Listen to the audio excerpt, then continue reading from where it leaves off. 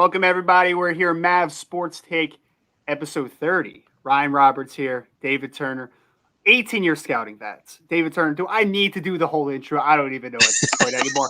People know at this point. We're at the Carolina Panthers, New York Giants, San Francisco 49ers, Oakland Raiders, and Miami Dolphins. Also, three-time straight Arena League championships with the Arizona Rattlers. Spent a little time up north as well. So he's been all around professional football, giving you the inside perspective. I am Ryan Roberts, representing NFL Draft Bible here in this glorious partnership that we have between Maverick Sports Consulting and NFL Draft Bible. Of course, we are live on Twitter, Twitch, and YouTube on the NFL Draft Bible live stream, taking questions all night. So if you are here with us, and I already see over 30 people in with us right now in the live, you want to throw in some questions, we have a great show for you tonight. We have a couple interviews that I'm really excited about that if you want to throw in the question to them, more than welcome. We love interaction on this show. Of course, Mav Sports Take is your weekly podcast for sports, business, and much more. Here we tackle the business of all the news you hear about. Tonight, we're going to take a look behind the scenes with Corey Proctor, who's a former NFL offensive lineman who played for the Detroit Lions, Dallas Cowboys, and Miami Dolphins. Now he is a wealth manager with Pro Capital Wealth Management. So we're talking a little bit of a different. This is more after football. You hear all the time about guys getting out of the NFL, getting out of professional sports, and going broke. We're going to talk about that angle with Corey and how we can help make sure that that does not happen, right? You know what also is interesting? I'll cut you off just because I've known Corey a while, and he opened my eyes to this. There is money that a lot of college players leave on the table, and they don't take it. And it's money that they can help them for not only while they're playing, but after they're playing. But it was an interesting conversation. I hope we can get him into it tonight, and he talks about it, because I think it's not just about what to do for when you're post-playing career, right? But it's there's stuff that people aren't taking advantage. And he learned it, obviously, going through the process and not taking advantage of it and then learning about it later. So I'm going to coax him into talking about those college dollars that are left on the table a lot. Yeah, David's been in behind the scenes in a lot of scouting meetings, but not just scouting meetings with players that they are potentially drafting. So David Turner knows how to manipulate people when he talks to them, okay? He knows how to do those types of conversations.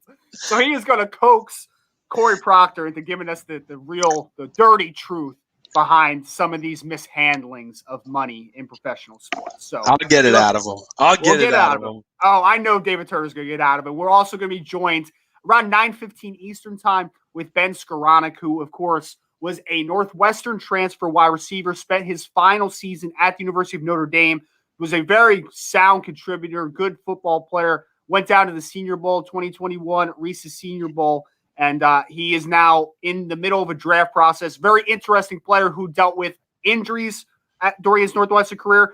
He was, of course, in that dreaded transfer portal that we talk about so much. So I really want to dig into his experience within the transfer portal and see what his experience was, because he was also a guy that was coming off an injury and he was rehabbing while trying to make that destination switch, while trying to figure out, and obviously being from a Northwestern to Notre Dame, academics are very important to him. So we're going to talk to Ben, obviously, about that. We'll have Corey on in a couple minutes. Before we get into it tonight, here at Maverick Sports Consulting, we would like to say to you, if you're a college looking to improve your recruiting department to maximize the transfer portal, high school recruiting, and junior college transfers to turn your program around quickly, David Turner has 19 years of personnel experience, 10 years in the NFL, managing college scouting departments as well as pro personnel departments. Mavericks is primed and ready to work with your existing staff and coaches to build you a recruiting department that will mirror your efforts in the coaching department. Let David and Maverick Sports Consulting assist you building a championship team in 2021. Of course, that's at mavericksportsconsulting.com. We have a couple topics we want to get into before Corey Proctor joins us live here tonight. Again, live. So throw some questions. I saw Eric was in the chat room saying, "What's up, fellas?" Eric, appreciate you being here, my man. If you have any questions, pop them in here as well. A lot of different angles we're taking this show on. Wanted to start this one out, David. So I had a nice conversation, okay? I've spoken to Drew Himmelman, okay? Offensive tackle out of Illinois State. I've spoken to him twice in the past. So he is about as accomplished an FCS player as I've seen over the last few years. In 3 years as a starter for Illinois State at left tackle, we're talking freshman All-American, sophomore All-American, All-American as a junior. So he has literally been an All-American every year that he has been at Illinois State. Former high school tight end who is listed on the roster at Illinois State, and this is no exaggeration, David Turner, 6'10", 315 pounds. So this is a big dude who, quite honestly, I mean, from the scouting perspective, the height hurts him a little bit at points, but it looks nice on a stat sheet, saying that you're 6'10". Yeah, it looks nice on the stat sheet, but that's a long drink of water. It looks nice on the roster. It looks nice coming off the bus, but he has been very successful at that height, which is an interesting player, obviously being a former high school tight end. So I talked to him and I said, Drew, are you entering the draft? Like, are you in 2021? He's like, well, I'm playing in the spring, but there's no rule against this. It sounds like, David, he's not hiring an agent officially. Let's put that in quotations, right? He's not hiring an agent, but he is still playing in the spring, but still intending to be a part of the 2021 NFL draft process. I think there's multiple layers to this, and this is going to be most of our conversation outside of our two great interviews tonight. My first thought is, okay, there's a loophole. He gets that film, right? Because what is the dreaded scenario that everyone's talking about? Oh, these young men, these FCS players or lower, aren't going to get the film this year. Well, he's getting the film, right? So that's good. But then I'm start thinking further, and I'm like, but man, this is this is up against the draft process to the utmost degree. And then I think NFL evaluators, you can correct me if I'm wrong, this is where I want your perspective. I would think that they would be saying, but like there's mini camps, there's training camps, and your body is going through a lot of adversity, right? Playing football and then going right up into when that transition happens. It sounds like that's a lot on the body. I could be off there though. Well, the only reason I think you're off is this year in particular, because I don't know if there's going to be mini camps and train. And then when is training camp going to open up? Is it going to open up on time? If it does, that's going to be like July 20th. And if he's wrapping up his season, was it late April? Because I think, so let's say he has May, June off and most of July. So he'll have about, say, 11 weeks off. So, it's going to be a lot on his body. That said, I mean, he doesn't really need to test because he's a lineman. And, what are you going to do, run a 40?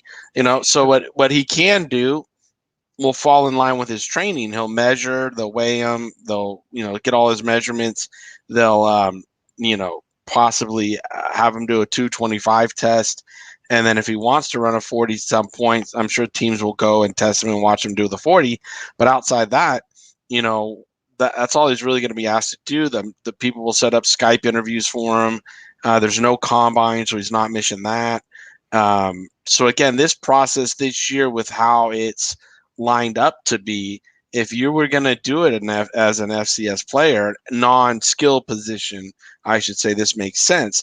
If you're a receiver, running back, DB that needs that 40 time to really help boost your draft stock, then I think it would be hard to play a season and train to play and run the 40 at and maximize your potential there.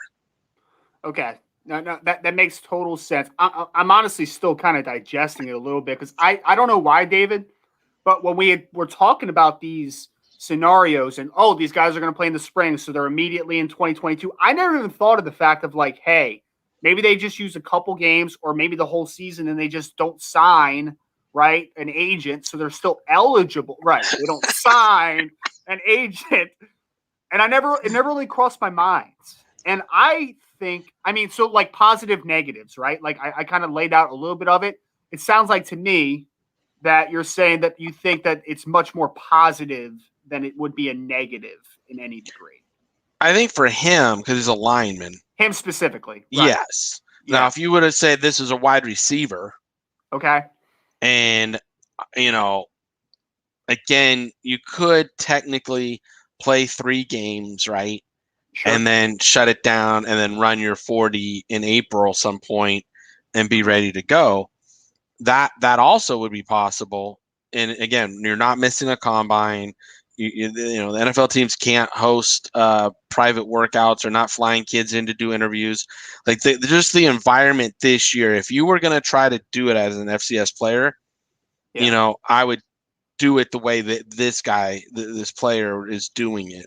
And again, I'm glad we're doing this show tonight, not last week, honestly, because I would be a lot more tight-lipped about stuff. But seeing that they had to declare yesterday, I can say this now, and it's not going to change anybody's opinion. So, honest to God, this is a show in which I'm very happy it fell the day after the deadline, because I can be unmuscled about it and not regret what came out of my mouth because some individual or some kid or a parent heard me and then they changed their mind and they came out and all this stuff.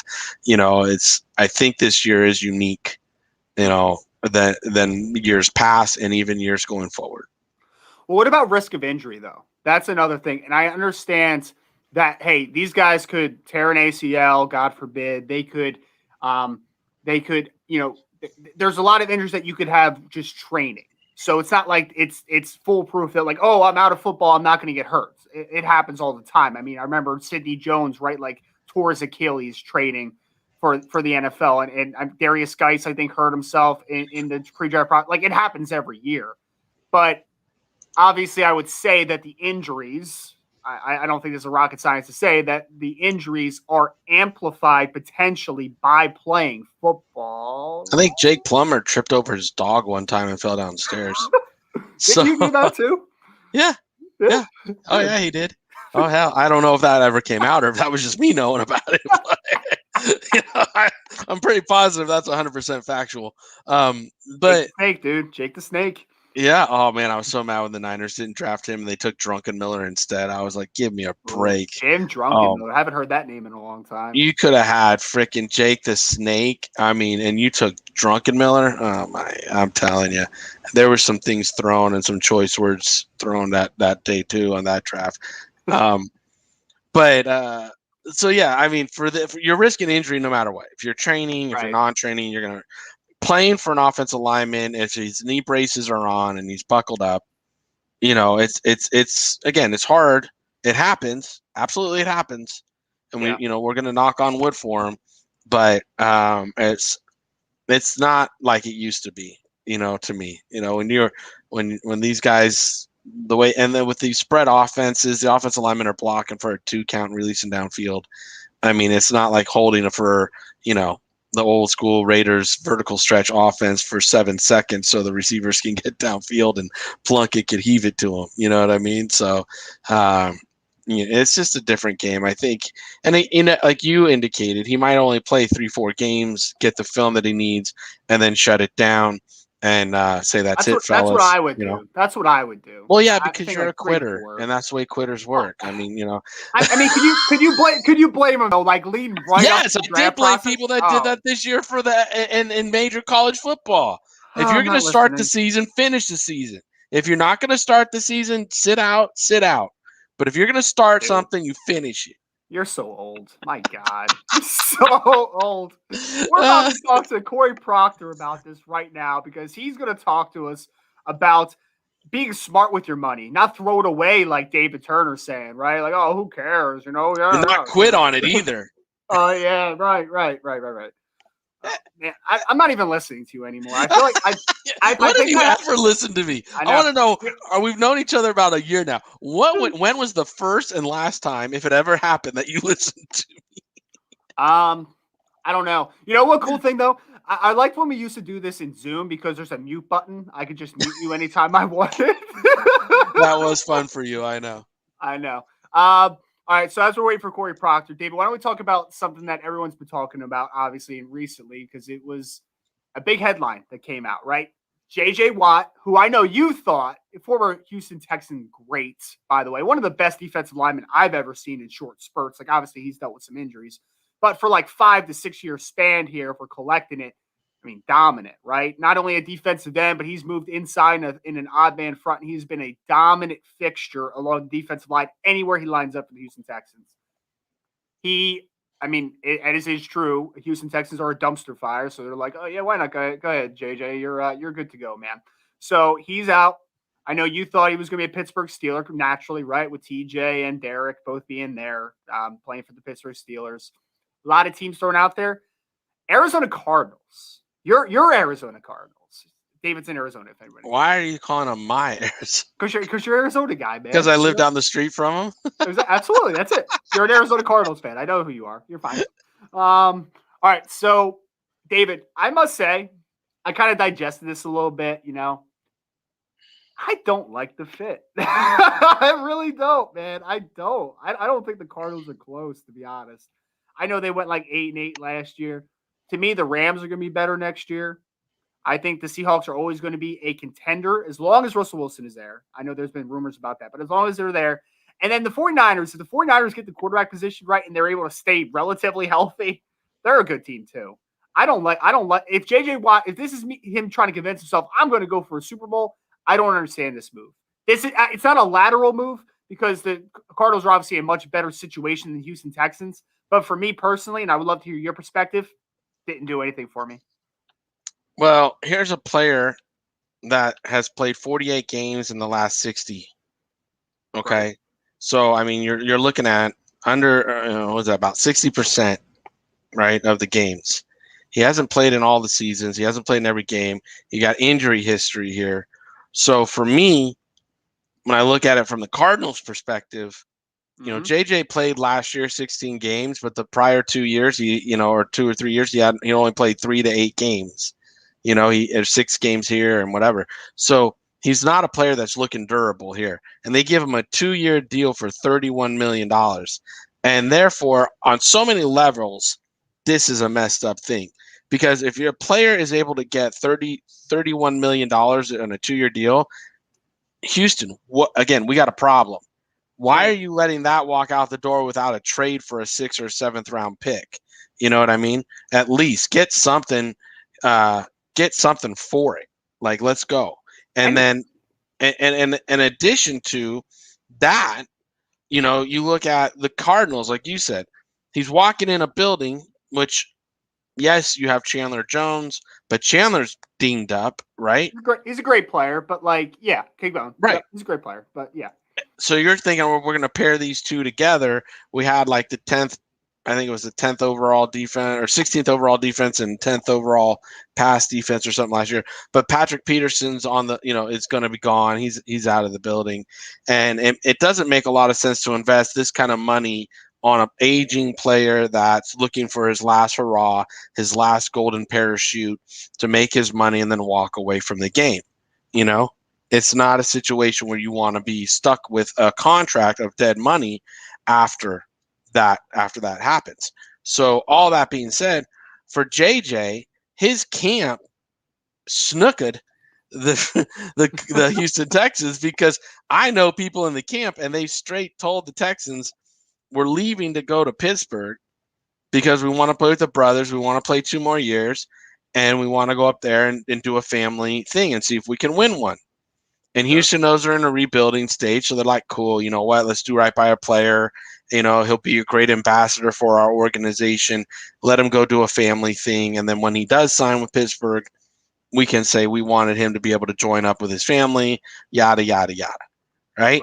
Yep. Now that doesn't happen. Mm-hmm. You got the wool pulled over your eyes again. And now it's like, he's here in Arizona. He's up the street, all the fans are all fired up. JJ Watt's here. I'm like, eh. He's it's like player. He's still a good player. He's again, dude. He's a top 15 player at his position. Sure. He's probably even a top 12 player at his position when healthy. Yep. That all being said, it's hard to keep him on the field. He's injured a lot.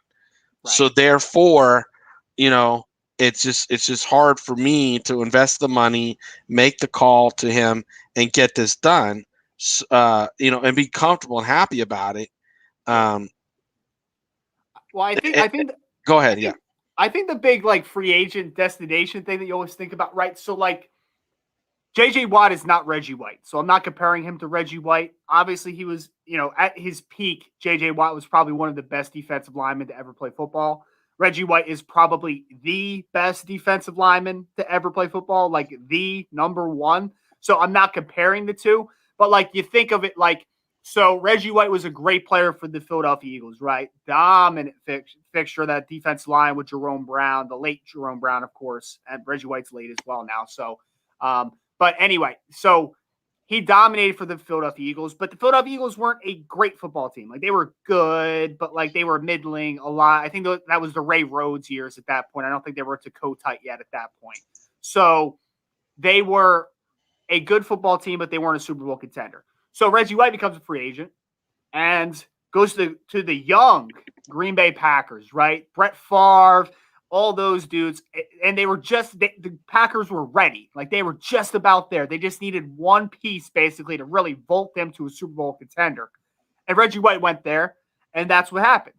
And I like to think that a lot of people probably thought that this was a similar kind of situation to a J.J. Watt. Like in the twilight of his career, J.J. Watt's going to go to a Super Bowl contender, and he's going to be the final piece to push him over the top. That sounds great, right? Sounds like a myth. It sounds like a mythical way to end your career. It's awesome. I love it. The Cardinals? Well, I'll be honest with you. When Reggie went to Green Bay, everybody thought he was going to a contender. Right. Exactly. And when Reggie went to Green Bay, it was a surprise. Like they were not the favorite to land Reggie White, not at all. Sure. And then he landed there, and it became an attractive place for other people to come. Sure. I feel like JJ and Hopkins are doing their part to now going to recruit players. That's why you saw the signing now. It's a couple weeks before free agency hits, so he can start recruiting some players to come here to and be part of the Cardinals. That all being then maybe Pat Pete is swayed to staying. Then I don't know. I don't know because the Cardinals right now before this deal they only had $13.5 million in cap space. Right. So I'm pretty sure this deal is going to, it's going to stretch what they can do. They have this. They only have 5 draft picks in this year's draft. Yep. So they have 16, 49, 80, 144, and 208. So, this is, I think they have to be active in free agency if they're gonna make it. You know what I mean? And if they're gonna make a run, I should say. Yep. So that all being said, I'm not. So I just think that it's gonna be interesting to see what they do in free agency. If they're gonna try to, go throw caution in the wind, push the cap high, get right up against it, and then figure it out, or if this was their one move, they don't do anything else. It's good. This free agency period, I think, is going to be really interesting. No, it is. And I mean, the other layer too, David, is like, so I think Arizona, like they're 8-8 last year, right? So like, could they get into 9-7, 10-6? Like it's always possible. But then also, like I said before, you're playing in probably the strongest division in the NFL right now, right? Like I can make an argument that all healthy, of course, all healthy next year, the Seahawks, the Rams, or the 49ers could all win 10 plus games. They absolutely could. We've seen San Francisco's a good football team, mired by injury last year and bad quarterback play. They could absolutely, if they figure out the quarterback position, be a 10-plus win team. Seattle Seahawks, as long as they have Russell Wilson, no matter what's around him offensively, he's proven this at this point with the offensive line. Russell Wilson gives you a chance to win 10 games. Like that's just what he does. And then you cannot convince me that the Los Angeles Rams, who just went 10-6 last year and won a playoff game, you cannot convince me that with Matthew Stafford, they are not a better football team. You cannot convince me of it. I think they're a way better football team with Matthew Stafford. Way better football. So what are the Rams going to win? Way better. We're talking way, baby, going back. He's way better. Way better. So that's the other thing, though. J.J. Watt's now going to the strongest division in the NFL. And I don't know about it, man. And then the last note, this is my favorite note. Ready? Cliff Kingsbury. What a joke that he was hired as the head coach to begin with. I like him. Dude, I like his offensive mind. I really do. So you're vying to be part of the Arizona Cardinals staff, I see. No. I should have prefaced this by saying Cliff Kingsbury is an awesome offensive coordinator. Really great football mind. Absolutely. I love what he does offensively. Of course, former Texas Tech quarterback, was a really good player for them. Cliff Kingsbury can call a darn offense, man. Going back to the Johnny Manziel, Texas A&M days, like, my dude has a great offensive mind. There is no doubt. He's with Pat Mahomes and Texas Tech. Like, he can do it. He's really good. If he's your offensive coordinator, I'm sold. I'm sold for days if he's your offensive coordinator. That's perfect, man. The man, going back to his head coaching days, right, with Texas Tech, going back then till now, my man has yet to win more than 8 football games in a season. I can't with this, man. Well, I never liked the clean. I was a Steve Wilks fan, and when they made a commitment to Steve Wilks, it was a commitment that you are coming from a 34 defense, and he's bringing in a 43 offense or 43 defense, and so it's going to take some personnel changeover. It's not going to be instant coffee, and unless you made really bold moves. And by doing bold moves, you were going to hurt the offense and different people to bring in defensive players. They didn't want to do that. So then what do? They fire Wilksy after one season and bring in Cliff Kingsbury, who was just let go at the Texas Tech's team, was going to be the USC offensive coordinator, in order to get him and Kyler on. Now, again, let's not bash the RIC, but let's bash the RIC for a second. Do it. He loves his Kyler Murray kid. And again, if I had a flag football team, Kyler Murray, my first pick all day long, the way he throws the ball, he runs around. I like Kyler, man. Kyler. I'm just saying, if it was a flag football team, Kyler Murray, number 1 pick overall, golden jacket, let's go. But you saw, this offense, he got hit because, guess what? The big boys on defense get paid to hit the quarterback. Right. And as soon as he got hit and that shoulder started hurting, he stopped running. Those plays didn't get called, and the offense took just a nosedive in production. And again, you take the Hail Murray out of it against Buffalo. Hail Murray. And what do they? And again, they're 7-9 or whatever. So, it's not a situation where you're looking like you have a very deep team. So again, as the Cardinals, and you know me well enough, Ryan, if I'm the Cardinals, if I'm Steve Keim, I don't sign this guy. I'm shopping for younger players that I can build around, that I can put on this team that has longevity for sustained success, and then build around them. I'm trying to collect more draft picks because you only have 5 this year. Maybe make a trade, make some bold moves happen. But if my research is correct, Larry Fitzgerald's a free agent at this point, and Patrick Peterson's a free agent. So you're already getting aging players out the door. Why bring one in the door? I just don't get it, Yeah, no, I agree completely. And last thing I'll say about it, I'm bashing the Arizona Cardinals. I'm sorry. I'm really sorry. I don't mean to be mean, because I do like a lot. I don't mean to be mean. I like. Well, David, I like a lot of their pieces, man. I really do. But I agree with one thing that you said that I wanted to highlight was you were talking about the injury to Kyler Murray. Cliff Kingsbury comes from that air raid Texas Tech offense, right, where they don't believe in anything more than 5-man protection. I don't think it works in the NFL. I don't think it works. I don't think it works in a large scope. I think back to, and this is when I started hating. We just we release everybody. We don't have any 6+ man protection. Like, we don't do it.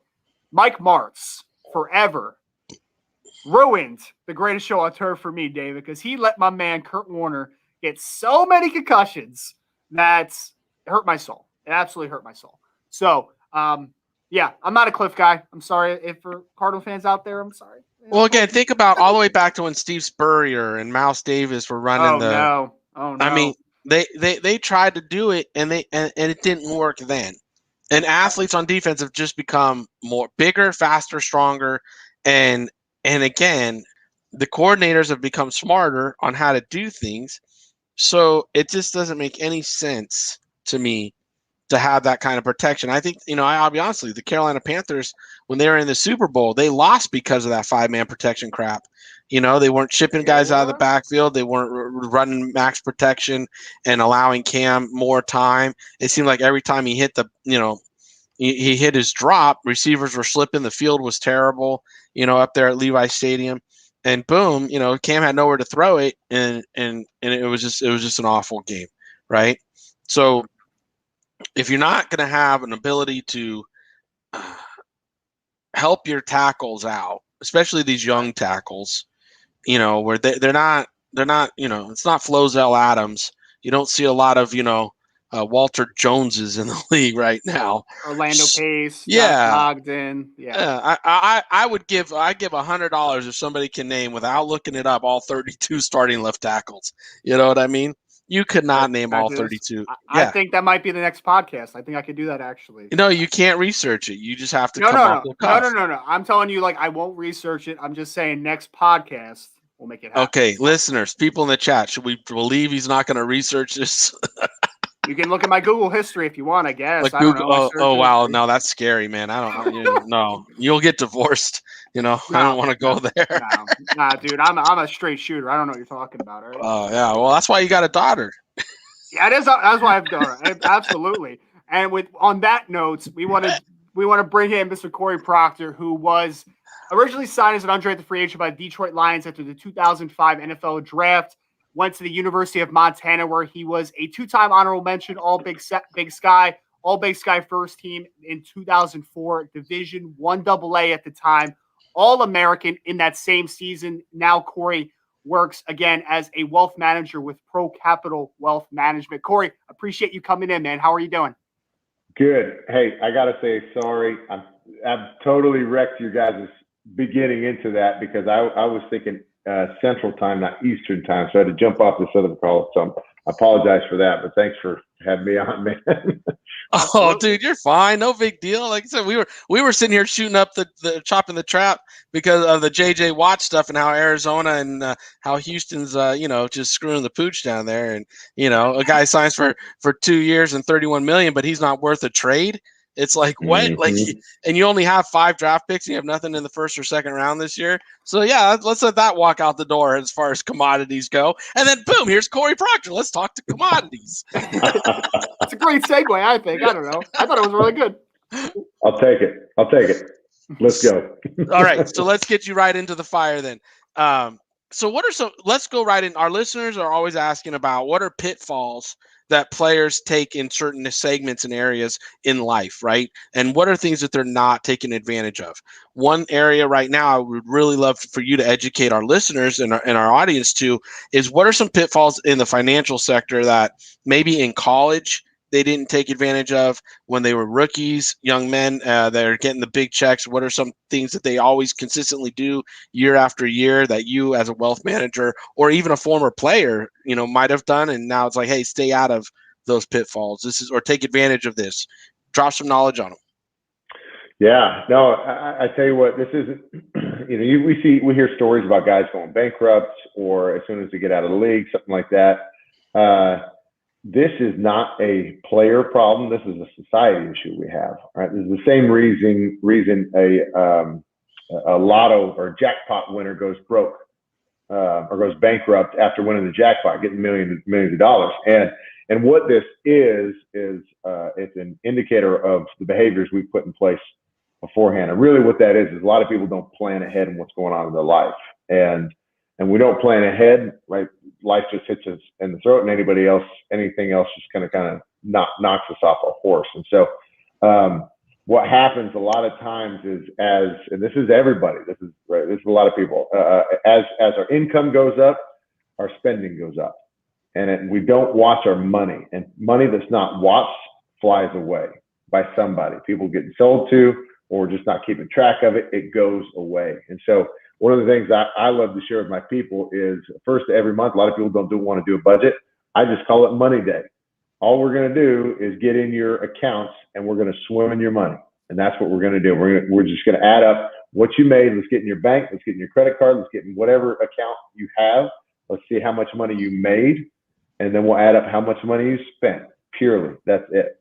And what happens is, all right, you're either in the green, I've had a surplus of money, or you're in the red, I've had a negative amount of money, which is not good by any stretch. Now, there's different seasons, there's different kinds of jobs that can come into this. But, when we do that by the end of the year, what ends up happening is you start diving into these accounts. You naturally start looking at what you're spending, and you start having a bunch of epiphany moments at like, oh crap moments. I didn't realize I was spending this, and I didn't realize I was this much. And so what, you start having this heaviness sit on you of not looking at it further, which is a good thing to have, because now you're aware. And that's purely what I want from my people, is I want you to have an awareness and an engagement with your money. And so with these guys coming in, I share with, especially rookies coming in, I'm like, listen, you're used to not spending much as a college student. Let's keep that right here. Because what happens is if your income and your spending are about the same spot, well, if you stay spending the same and your income jumps up here, now you have a massive surplus that you can put to work somewhere else, towards your retirement or towards just asset building or net worth building, in a lot of different ways. And you end up setting yourself in a whole lot bigger place in life. This is what I love. I got guys that, they're making 50 grand a year that are in their mid 20s, but they're spending $1,500 a month in expenses. They're not spending any money at all. And they have this surplus, and they're just adding money into their accounts per month. And all of a sudden you see this account value grow up like crazy. And it's really cool to see that, because you see some basic behaviors start taking place that really carries on towards life. Right. And if a guy can hold on towards that little tiny behavior, just understanding and swimming in my accounts and being engaged with my money, we start stewarding it and taking care of it in the right way. And when we understand what's happening with our money, we can properly assign it to places we want it to go. And that's the coolest thing I see with guys, was when they finally do that. The people that don't do that, it goes away. I mean, this is the same thing. I talked to an attorney one time. He was making $2 million a year, and he couldn't explain why he was in debt. And I was like, well, how much do you think you're spending a year? He goes, probably $3 million. It's laughable, right? Because I'm like, I'm not making that right now, but it's all relative, because the guy that's making, a guy could be making 50 grand but spending 60, and it's the same thing. If you're overspending your life right now, you're not acting or behaving in the way you want. And if you're a faith-based person at all, you could be like, well, that's not fair. This guy just has more. No, well, money always flows from the poor to the rich, because they know how to handle their money a lot better. And if you're going to act in a poor manner, typically you're not going to be rewarded, because you can't manage that money. And so that's where I love when people just get involved with what you're involved in, right? Like, you got a 401k, understand the nuances, understand that, all right, this is deferred money that I can't touch till 59 and a half, technically, with some, a couple nuances here and there that I could take it out for a house or some, medical expenses or an adoption or something. But I'm saving that. That's going towards retirement, right? That's all qualified money. It gets taxed on the backside when I decided to take it as income. If I start understanding some of these little nuances, you've immediately just weaponized yourself to a lot greater degree. And so I love doing a lot of that. That might be the long answer to what you were looking for, but David, I'm all about, hey, bro, I know you. I know. That's why when I was like, hey, we got 3 good questions. It's going to take about 20 minutes, but he's going to drop so much knowledge. That's all it's going to take. I love it. Corey, I have an interesting 2-parter here. Ready? So you, as a former player, did you get into this work because you had seen what you went through? And if you had, is there some advice that maybe, looking back on it, maybe a 22-year-old Corey Proctor, like, you wish that you could just give travel back in time and drop a little bit of knowledge so that you would be better prepared for not only during your career, but obviously the life after the NFL? Oh, a little bit of not like financial knowledge, or what aspect? Yeah, financial knowledge, I guess, is what we're coming from. Just the ability to understand where you're investing your money, how you're saving your money, how you're taking care of your money. Well, so those behaviors initially brought up, those are huge. What was cool with me, and I guess there's a second portion to that, I was always really frugal. And, I've seen some different behaviors demonstrated in my life that I did not want to follow. And so I just didn't spend anything. Like I remember my older brother coming into Dallas for the first time, and I had bottled water and ketchup in my fridge, and I'm like, my neighbor had given me a chair and a table that he didn't want in his garage. I had actually bungee corded when the one chair broke, I bungee corded and duct taped it together because I didn't want to spend the money on anything else. And so what ended up happening was I ended up having this big stack of cash in the bank.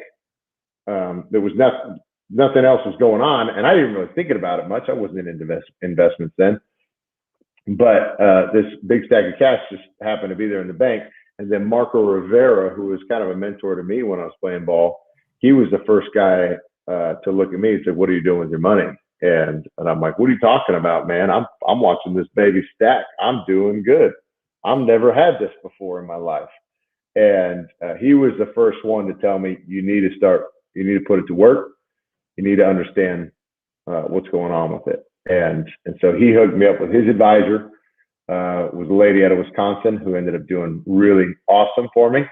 And I was never afraid to ask questions. That's, I guess, if we're going down this trail of thought right now, which is, never ending.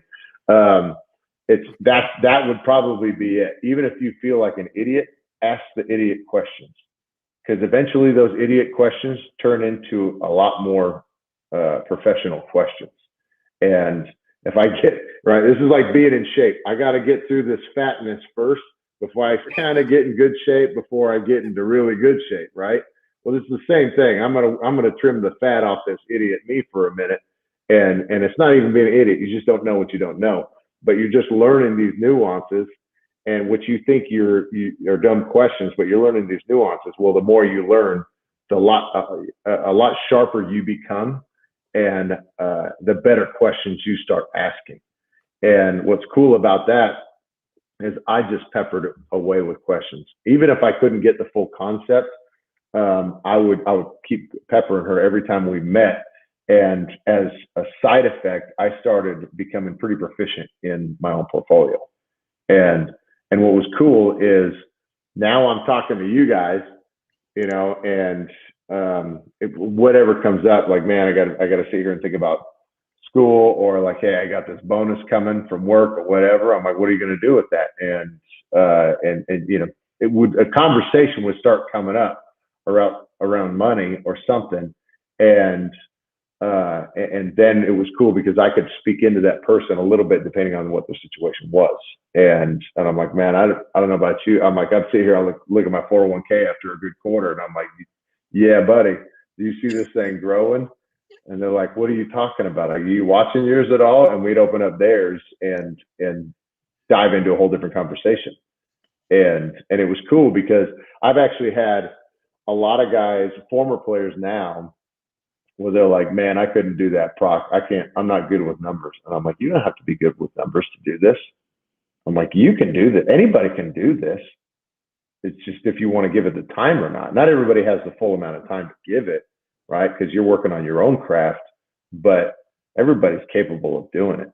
And that's what I love, because I'm like, no. Let's not get this like false, what is that imposter syndrome, right? Let's not get imposter syndrome right now. Don't be honest with you when you don't know something, and just keep asking questions, keep working at it. Like, it's okay.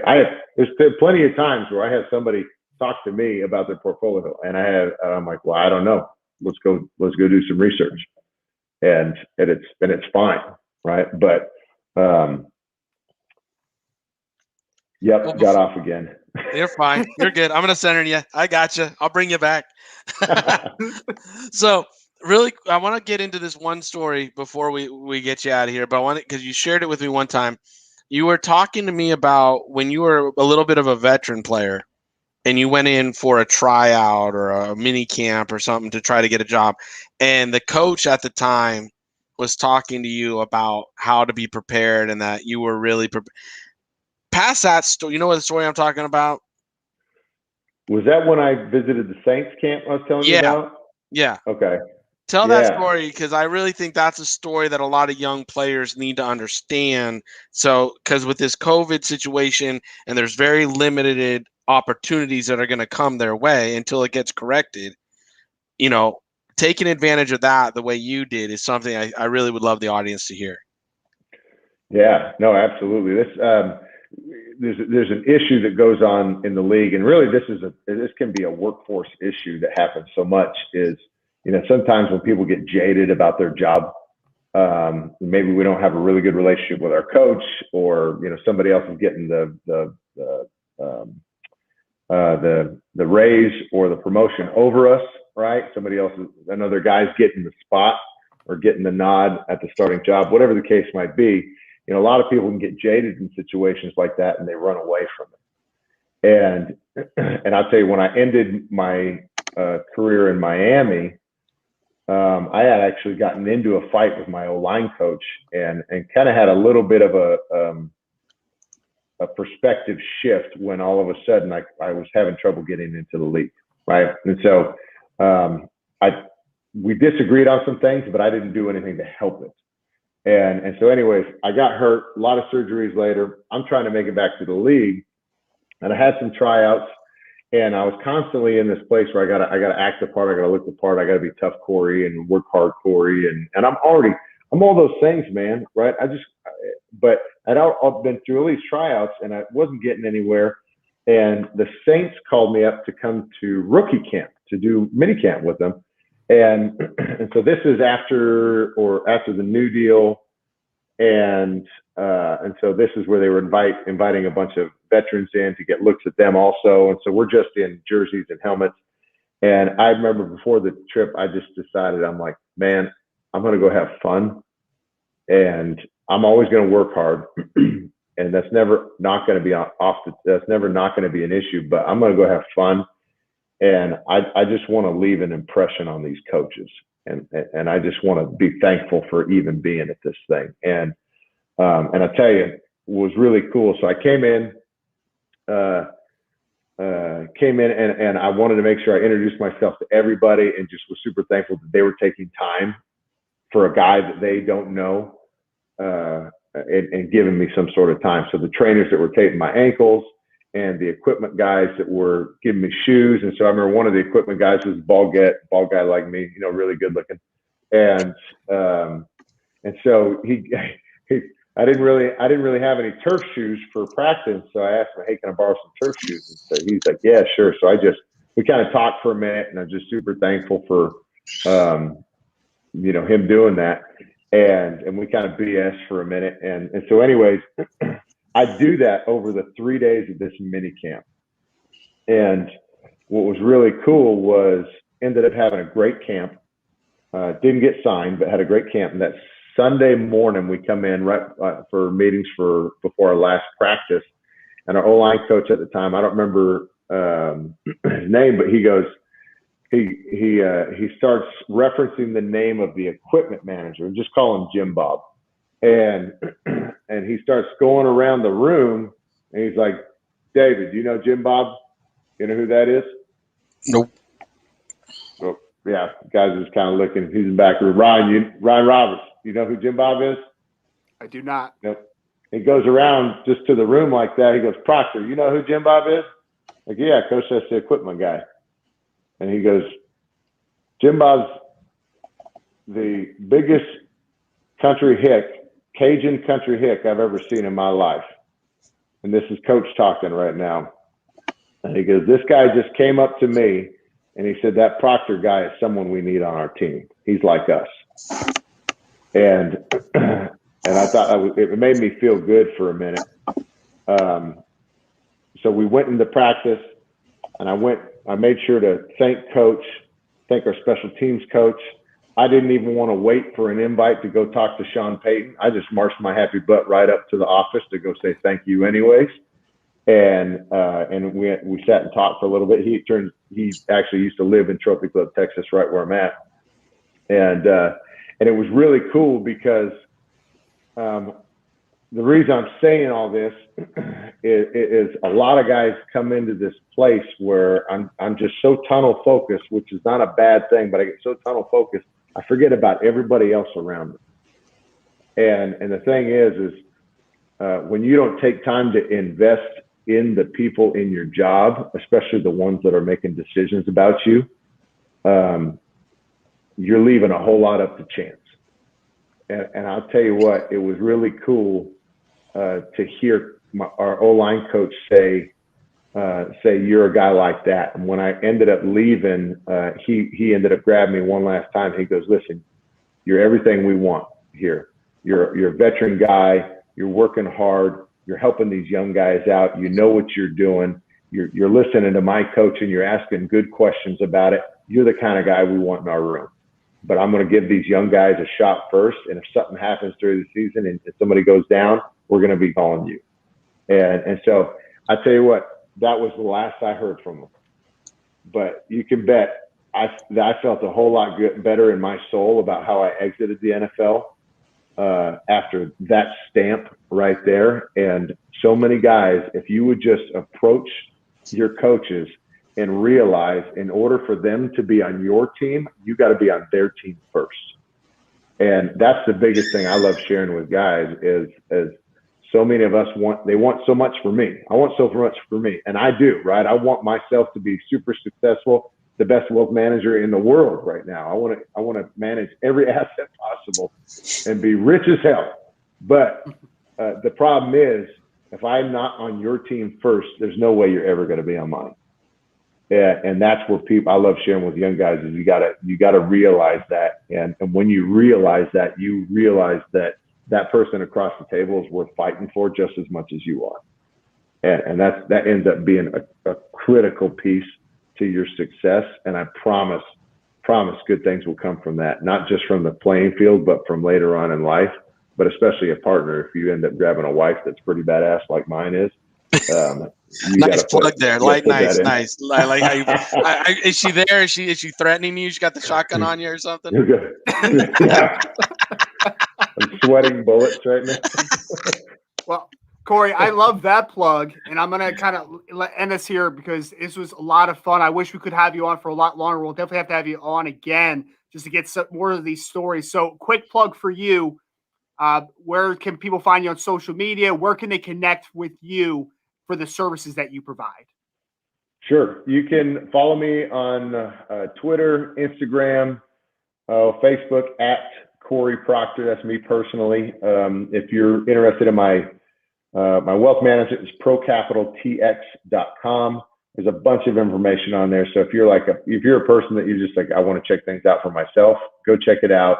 Lots of resources, educational materials on there. I do webinars once a month, so you can go on there and see those. And I do a bunch of speaking gigs on the side, and you can check that out at CoreyProctor.com. But yeah, it's a good place. Thankful for anybody that even wants to take a look in my direction. But I appreciate you guys having me on. So, and I apologize again for being late. I'm like, get out of here. No, we're just happy you came on. We're going to have you on again soon because, again, we have a lot more to learn from you.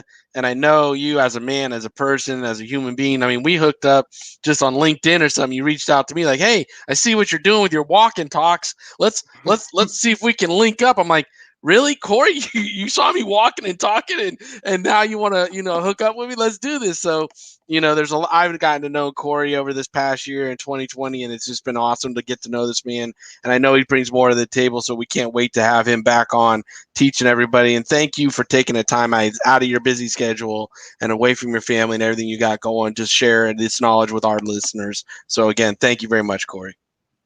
Thanks, brother. Thanks, Dave. Thanks, Ryan. All right, thank you, Corey. Have a good night, Corey. All right, so again, Mr. Corey Proctor, we're about to get on Mr. Ben Skowronek, wide receiver out of Notre Dame, 2021 NFL Draft prospect. Before we do, I want to tell you that Maverick Sports Consulting is proud to be partnered with the Hub Football Elite Camp. The Hub is the elite free agent camp that is invite only, where there is a selection process to pack the field with 60 to 70 elite players from all around the country. If you're a football player looking for an opportunity and think you would make the cut Register today at Hub Football Camp while the availability is still there. So make sure we do that. Want to bring on, as I just said, real quick transition here. This is a fun one for me, David, because as you know, lifelong Notre Dame fan. This is our first former Notre Dame player, right? We had Mike Singer, of course, the beat writer. We had Ian Williams on. Oh, we did have Ian Williams. I'm sorry. All right, first skill position player that had a phenomenal season this past year in Notre Dame's playoff run. Got Mr. Ben Skowronek, of course, transferred from Northwestern, spent the 2020 season a part of Notre Dame. Ben, appreciate you hopping on here, man. How's everything been going for you? Man, it's been going good. Thanks for having me. I'm excited to get on here. I know we connected during the season a little bit, but it's just a busy time, and finally, have a little bit more free time through this crazy process. So I'm excited to get on with you guys and just kind of talk some football. Oh, absolutely, man. So, David, the story is I hit up Ben after his 3 touchdowns. No, I'm sure you hit on Ben. Oh, yeah, something like, all right, keep it PG on this show, right? PG, we're unmuzzled. He slid in the DMs. I mean, come on. Yeah, that's what I'm saying. He slid right in the DM and be like, I don't ever do this before. You're my first, but could you possibly, come on my show, talk to me, please. Well, I admit, I slid into the DMs after his 3 touchdown performance because I was overly impressed. And then I know I had kind of talked back and forth with Jim Nagy, and I know Jim became a big fan of Ben during the season, obviously ended up giving him the Senior Bowl invite. But Ben, I want to start you off real quick because we've talked to some players before about their experience with the transfer portal, in the transfer portal, that transfer process in general. You being a guy that went through that process after a career at Northwestern, a very successful career at Northwestern. I know you were dealing with injury, obviously, your last year at Northwestern. You made the decision to graduate transfer to Notre Dame. So can you just take me real quick through your experience as a transfer in the portal, the chaos that ensues as soon as you get in there? Yeah, so, as you mentioned, I was kind of dealing with a little injury my senior year. It sidelined me and gave me a redshirt opportunity that I didn't have going into the season. So I didn't think I'd have a 5th year of college football. And here I am, in pretty much early November. I'm like, what am I going to do? Am I going to enter the NFL draft? Am I going to come back to Northwestern? Or am I going to grad transfer? So it kind of just all came on me at once. And it's something I wasn't sure about at first. Do I do it? There's so many unknowns when you do it, right? You hear all these success stories, but at the end of the day, not everything's like that. In the back of my mind, I'm like, what if nobody hits me up? What if nobody reaches out? What if nobody wants me? So, there's a little bit of that. It is a big mystery. But when I entered the portal, schools kind of slowly started reaching out. I was refreshing my email, getting texts, getting DMs, kind of like what you did. Slid in the DMs from just a variety of college coaches from. Like a schools back home, like an NAIA school back home, to Notre Dame. Like, it was just a bunch of, coaches and staff members kind of reaching out, and, everybody wants to get on the phone right away. So, the first couple of days it was, just talking to a lot of coaches, kind of getting a feel for schools. And, it was at a weird time. I entered right after the season, before bowl season. So, some teams were preparing for conference championships. Some teams were preparing for bowl games, some for the college football playoffs. So, schools are reaching out at different points, but, I knew I only had 2 weeks to make the decision. And the first week I was actually going somewhere to do a little bit of rehab on my injury. So I really had one weekend to visit a school and then make a choice before dead period hit. So, when Notre Dame reached out, I talked to, some of my mentors, my parents, my family, and I was like, hey, I think I want to go to Notre Dame this weekend. And then, when I went to Notre Dame, Ian Book hosted me and spent some time with Coach Reese.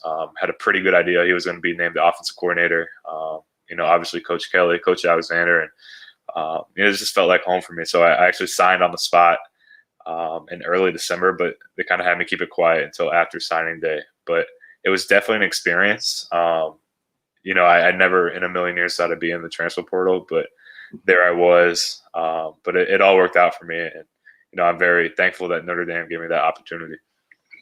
Yeah, well, now, what was your favorite part, Ben, about being part of the Notre Dame experience? Ryan's a complete homer, so he's waiting for this answer. And he's just like he wish he was Rudy, but he's not. So overrated movie.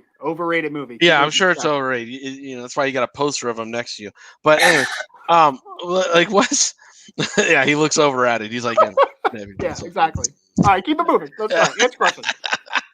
Well, reveal to our audience and everybody, because Notre Dame is a hollow ground of football, right? It's a place of lore and just mystique and the Golden Dome and Touchdown Jesus. For you, what was your favorite part of getting up to be part of that for 1 year? Yeah, there's so many parts. Honestly, it's really hard to pinpoint it. Just the locker room. That's one part. The people in the locker room were just special people. They brought me in from day one, and they're some of my best friends today. Like I just had an hour-long phone call with Ian tonight, just catching up with him. But then, like you mentioned, you step on campus, and there's just a feeling about it. You can kind of feel it throughout the city of South Bend. It's like Notre Dame football. This is a football city, football school, and just the culture, the traditions. They're unmatched, I think, in college football.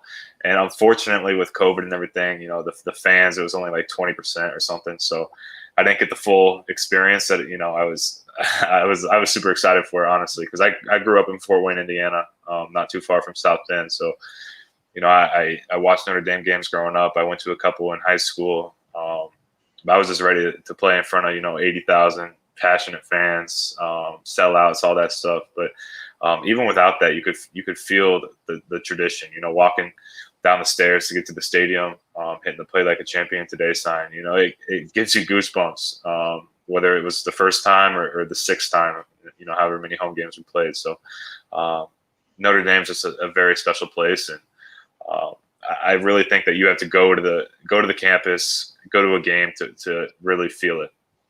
Yeah, no, absolutely. I know a lot of recruits talk about that, right? Like they're a little unsure. Like some guys are coming from some nice weather places. They're like, why would I want to go up to South Bend, Indiana? But then as soon as they get there, they're like, oh, okay, this is why I want to go to South Bend, Indiana. So I agree completely. And like I kind of said, Ben, you're a guy that I kept seeing Jim Nagy kind of start to talk about throughout the season. If you have a nice couple performances, you eventually get that Senior Bowl invite. Now you're entrenched in this draft process. So can you just talk to me a little bit about your experience down in Mobile? I know it was a little different than maybe a typical year, obviously, with COVID still happening, but just your experience down there and just some general feedback you heard for the week that you had. Yeah, so it hasn't really been out there yet, but I probably had one of the worst weeks in Senior Bowl history. So my foot really started hurting before the Senior Bowl. Didn't really tell anybody because this whole draft process I knew the combine was going to be canceled. So I knew I wouldn't have the opportunity to go out there and show what I could do. I was unsure about pro days and all that. So my foot was hurting. I didn't tell anybody. Went down to Mobile, practiced once, didn't have the best practice, came back, practiced the next day, and actually broke my foot all the way through. So I had to I had to leave Mobile early and go get a surgery on my foot. It hasn't really been out there to the media yet, but it wasn't the ideal experience at all. But I'm still thankful for the opportunity to get down there. I met so many great people. It's the top players in college football. So just having the opportunity to meet people, and then I interviewed with every team. That was great for me. Sitting down and just telling my story. I really think everyone's like, saying all this stuff about you shouldn't have gone to the Senior Bowl, but at the end of the day, with no combine, no in-person interactions outside of the Senior Bowl, is the only opportunity to really have in-person interviews. So, I think I know I left a good impression, on every team I interviewed with. But yeah, it was a very strange week for sure. You're getting COVID tested in the morning, all this stuff. But despite all that, I really am thankful for the opportunity. Thankful, for Coach Flores and the Dolphin staff for taking time and kind of just helping me become a better football player. Now, are you comfortable if we ask a question just about the injury? Is that okay? Yeah, I mean, like all the teams know and everything. Was it a Liz Frank fracture? No, it wasn't. It was a Jones fracture. So my fifth metatarsal. Fifth. Okay, gotcha. Yeah, they said it was broken before I even got to the Senior Bowl. So I probably should have told somebody. My agents weren't too happy with me, but I'm a guy who likes to compete, and I just wanted to go out there and kind of show teams what I could do. Yeah. And Ben, I kind of wanted to end you on this one. Unfortunately, I was going to ask you about the pro day, but I'm assuming you obviously won't be able to perform, unfortunately, there. So talk to me just a little bit, kind of ending this interview. I know that right now there's, you're talking a lot to NFL teams. You're starting to make those introductions even further from where you were in Mobile, starting to have some deeper conversations about the person that you are, how you potentially might fit into their organization, all that type of stuff. So just some general feedback. You talked about the ability to talk to the teams down in Mobile. Can you give us some teams that you've been having conversations with and just the general feedback of that process? Yeah, like I said, every team I've talked to, the interviews are going to start picking up more throughout this week and next week. But yeah, a lot of teams actually asked me, if I'd be willing to play tight end. Wow. My top weight, I've been, over 225 a couple of times in my career. I kind of weighed in low at the Senior Bowl just because, I was going to the Senior Bowl at receiver. But a lot of teams, had an interest in that, it feels like. And, my answer was I'll play whatever. I just want to play football. That's the thing about me. I love the game, and I just want to win. So, that was my answer. I'll play whatever. I think I'm a very versatile player where I can play all over the field. But yeah, it's really going to start picking up throughout the next couple of weeks. And, like my agents always say, a team that you hardly talk to or just have a couple of interviews with could be a team that drafts you or a team that talks to you like throughout the whole process. They might have little interest in you. It's almost a guessing game. But, I'm excited. I'm excited to see where I go and, just for the opportunity to play, in the NFL. It's been my dream since I've been a kid. So, I'm really excited for this opportunity. And, unfortunately, I had a setback throughout this process. But, every setback in the past, I've came back a stronger player. So I'm excited to be back healthy in a couple of weeks. And, just playing the NFL. Like I said, it's been my dream since I can remember. So. Mm-hmm. Now, who you've mentioned you represent? Who's representing you? Roosevelt Barnes and Jovan Barnes. They're with ISC Sports. Yep, know Roosevelt really well. And then last question: how do people find you on social media to slip into your DMs like Ryan did? Just ask Ryan. No, Instagram at Benny Skow, BENNY Skow SKOW. That's kind of been my nickname everywhere I've gone in locker rooms and stuff. And then Twitter, I think I'm bskoronek10. So just you can connect with me there. You can slide in the DMs. I might respond. I might not. Depends. Ryan got a little lucky, I guess.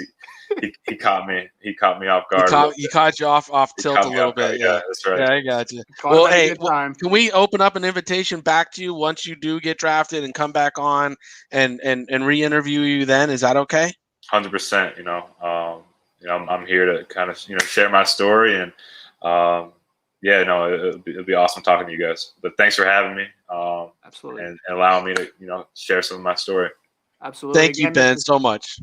Mr. Ben Skowronek, wide receiver from the University of Notre Dame, 2021 NFL Draft prospect. Ben, appreciate you, man. We'll definitely be in touch again. I'll slide in the DM sometime soon. But wishing you the best of luck through rehab, man. Seriously, wishing you the absolute best. I know you're going to be very successful at the next level. Just keep grinding.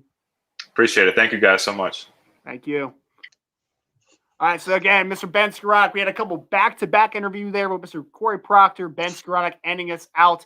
David, I enjoyed that. We got some breaking news, obviously, with the unfortunate injury to Ben Skowronek. Wishing him, though, obviously a very quick rehab, quick bounce back from that injury. Want to thank everybody out there in the Twitterverse or in the Twitchverse, in the YouTubeverse, wherever you're listening to us at Mad Sports Take. The Verse, Mad Sports Take, episode 30. Appreciate you all. We'll be back same time, same place next week, 8:30 Eastern time on the NFL Draft Bible live stream.